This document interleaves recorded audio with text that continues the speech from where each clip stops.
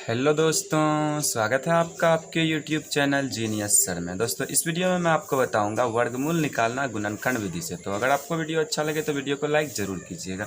तो चलिए वीडियो को स्टार्ट करते हैं। तो यहाँ पे दोस्तों हमने क्वेश्चन लिया है कि 1296 का वर्गमूल निकालें गुणनखंड विधि से। तो दोस्तों ये 1296 हमें इसका वर्गमूल निकालना है गुणनखंड विधि से। तो सबसे पहले दोस्तों मैं आपको बता दूं कि वर्गमूल क्या होता है। वर्गमूल कहने का मतलब है कि कौन सी ऐसी संख्या है जिसको उसी संख्या से गुना करने पे 1296 आता है। ठीक है, तो वो संख्या इस संख्या का वर्गमूल कहलाएगा। जैसे हम एक 25 लेते हैं, ठीक है, तो 25 का अगर पूछा जाए कि वर्गमूल क्या होगा, तो मतलब कौन सी ऐसी संख्या है जिसको आप उसी संख्या से गुना करने पे 25 आता है, तो वो संख्या उसका वर्गमूल कहलाएगा। जैसे 5, ठीक है, 5 को हम अगर आपस में 5 से ही गुना कर दें तो कितना आ जाता है, 25 आ जाता है। ठीक है, तो 25 का वर्गमूल क्या हो गया, 5 हो गया। तो उसी तरह से हमें यहाँ पे बताना है कि 1296 जो है कौन सी ऐसी संख्या है जिसको उसी संख्या से गुना करने पर 1296 आता है। तो वही संख्या 1296 का वर्गमूल हो जाएगा। तो चलिए दोस्तों हम इसको सॉल्व कर करके देखते हैं। तो हमें 1296 का वर्गमूल निकालना है गुणनखंड विधि से। तो हम क्या करेंगे, जो नंबर हमें दिया है जिसका वर्गमूल निकालना, उस नंबर को लिख लेंगे और उसका एलसीएम करेंगे। ठीक है, तो हमारा 1296 है, हम 1296 को लिख लेते हैं। अब हमें इस नंबर का एलसीएम करना है। ठीक है, तो एलसीएम करने के लिए हम एक लाइन इस तरह से खींच लेते हैं और एक लाइन इधर ड्रॉ कर लेते हैं। अब देखिए ये 1296 है। अब हमें इसका एलसीएम करना है। तो देखिए अंत में हमारा सम संख्या है, 6 क्या है, एक सम संख्या। तो जब भी अंत में किसी नंबर का सम संख्या होता है तो वो संख्या 2 से कटता है। तो सबसे पहले एलसीएम में 2 से काटा जाता है, तो हम यहाँ पे 2 से इसको काट लेते हैं। ठीक है, तो 2 छक्के 12 और 2 चौके 8 और एक बचेगा, एक इधर 6 के आगे डाल दिया तो 2 अट्ठे 16। ठीक है, तो 1248 600 1296 648 में कट गया। अब देखिए हम इसको भी काट देंगे, अंत में सम संख्या है तो 2 से कटेगा। 2 तिहाई 6 और 2 दूनी 4 और 2 चौके 8। देखिए 648 कट के कितना आ गया, 324। अभी भी ये 2 से कट जाएगा क्योंकि इसके अंत में 4 है, ये भी सम संख्या है, इसलिए अभी 2 से कट जाएगा। तो हम काट देते हैं। 2 एकम 2, 2 छक्के 12 और 2 दूना 4। ठीक है, अभी भी ये 162, अभी भी ये 2 से कटेगा क्योंकि अंत में सम संख्या है, तो हम इसको काट लेते हैं। 2 अट्ठे 16 और 2 एकम 2, 81। अब देखिए दोस्तों ये 2 से नहीं कटेगा। क्यों नहीं कटेगा, क्योंकि इसके अंत में जो है एक विषम संख्या है। एक क्या है, सम संख्या नहीं विषम संख्या, इसलिए हम क्या करेंगे, इसको 2 से नहीं काटेंगे। अब हम इसको काटेंगे 3 से। ठीक है, तो देखिए 3 से किस तरह से कटेगा ये, तो हम यहाँ पे 3 लिख लेते हैं, 3 से काटना है। तो अब देखिए 3 को कितना बेर पढ़ें कि 8 आ जाएगा, तो 2 बेर में 6 आ जाता है और 2 बच जाएगा तो 2 हम लगा देंगे।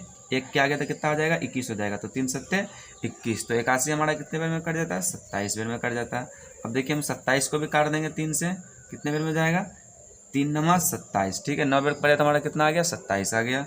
अब देखिए 9 को भी हम क्या करते हैं, काट देते हैं, तो कितने बेर में चला जाएगा, 3 तिहाई 9। ठीक है, तो 9 हमारा कितने, 3 बेर में कट गया। अब यहाँ पे 3 बचता है, तो हम इसको भी क्या करते हैं, काट लेते हैं। ठीक है, तो इस 3 को हम एक बेर में काट लेंगे, यहाँ 3 लिख कर करके इसको काट देते हैं। 3 एकम 3। ठीक है, अब देखिए जितने भी नंबर थे सारे के सारे कट गया। अब अंत में हमारा एक बचा है, तो अब एक को नहीं काटना, यहीं तक आपको काटने की प्रक्रिया समाप्त कर देनी। ठीक है, तो ये तो हो गया हमारा एलसीएम करने की प्रक्रिया समाप्त।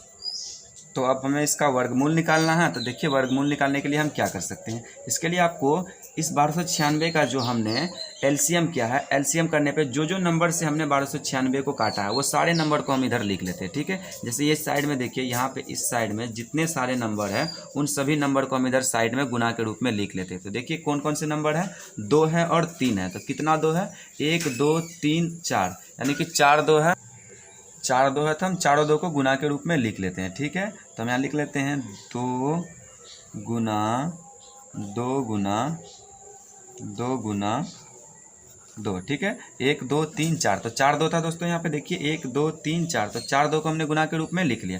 अब देखिए 3 कितना है, 1 2 3 4, तो 4 3 भी है, तो हम इसको क्या करते हैं, 4 को 3 बार भी गुना में लिख लेते हैं। ठीक है, तो 3 है। अब हम 4 3 को भी गुना के रूप में लिख लेते हैं। ठीक है, तो 3 गुना 3 गुना 3 गुना 3। ठीक है, तो यहाँ पे दोस्तों हमने सारे नंबर्स को लिख लिए। जैसे 4 2 था तो 4 2 को गुना के रूप में लिख लिए, 4 3 था तो हमने 4 3 को भी गुना के रूप में लिख लिए। तो अब हमें इसका वर्गमूल निकालना। तो देखिए वर्गमूल हम किस तरह से निकाल सकते हैं। तो वर्गमूल निकालने के लिए दोस्तों आपको यहाँ पे जितने नंबर है उन सभी का 2 2 का जोड़ा बनाना है। ठीक है, तो ये 2 2 मिल करके एक जोड़ा बन गया। ठीक है, इन 2 2 को मिला करके हमने एक जोड़ा बना लिया और उसको हम बाहर निकाल लेते हैं। ठीक है, फिर गुना का चिन्ह, आपको गुना का चिन्ह यहाँ पे लगा देना। ठीक, अब देखिए फिर ये वाले 2 2 को मिला करके 1 2 बाहर निकाल लेना, 2 का जोड़ा बनाना है और बाहर निकाल लेना है, ठीक है। गुना लिख दिए। अब देखिए ये 2 3 है, इन 2 तीनों का एक जोड़ा बन जाएगा तो हम इसको बाहर निकाल लेते हैं, ठीक है। फिर ये 2 3 है, ये 2 3 मिल करके भी आपका क्या हो जाएगा, एक जोड़ा बन जाएगा और हम उसको भी क्या करेंगे, बाहर निकाल लेंगे। तो देखिए ठीक है, इस तरह से हमने निकाल लिया। ये 2 2 मिला करके पहले हमने ये इस एक जोड़े 2 को बाहर किया, फिर इन 2 2 को एक जोड़ा बना के हमने बाहर किया, फिर ये 2 3 को मिला के हमने एक जोड़ा बना और इसको बाहर कर लिए 3, फिर ये 3 का एक जोड़ा बनाए और इसको बाहर कर लिए। अब आपको क्या करना है दोस्तों, इन सभी नंबर्स का आपस में गुना कर देना है, ठीक है। तो कितना हो जाएगा, 3 तिहाई 9 दूना 18 दूना 36, ठीक है। तो 36 हमारा आ गया। यही आपका दोस्तों आंसर निकल के आ गया, ठीक है। तो इस तरह से दोस्तों वर्गमूल निकाला जाता है। तो जब 1296 का वर्गमूल निकालना था तो कितना आ गया, 36 आया, ठीक है। तो अभी दोस्तों 36 जो है हमारा, तो जिस संख्या का हम वर्गमूल निकालते हैं उस संख्या को हम रूट के अंदर रखते हैं, ठीक है। जैसे हमने 1296 का निकाला है तो हम 1296 को अंडर रूट के अंदर रखते हैं, 1296, ठीक है।